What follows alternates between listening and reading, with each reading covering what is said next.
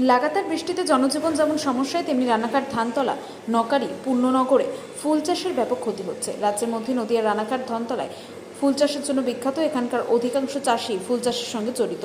তবে ক্রমাগত বৃষ্টির জলে রজনীগন্ধা, গাঁদা সহ বিভিন্ন ফুল ক্ষতিগ্রস্ত হয়েছে।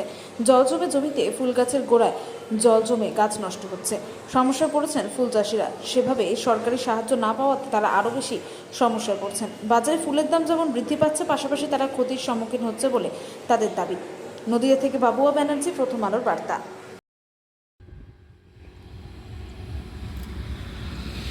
গোলাপকে তুলে নিয়ে আসছে, তাই তো?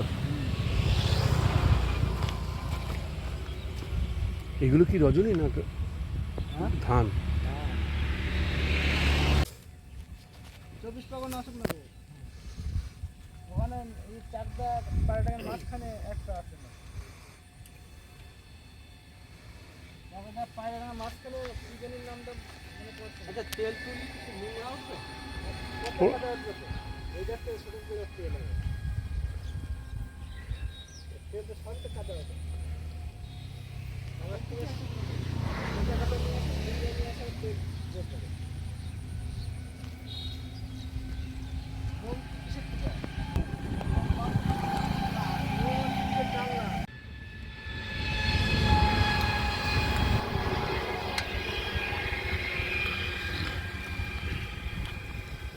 গোলাপ হয়নি নেই।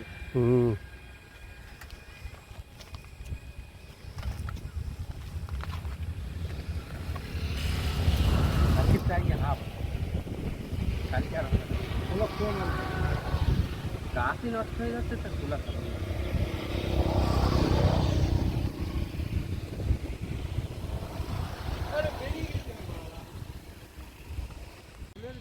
গাছ বসে যাচ্ছে, গাছের সব ঝলসা রোগ ধরে গেল বৃষ্টিতে, সব রজনী সব শেষ।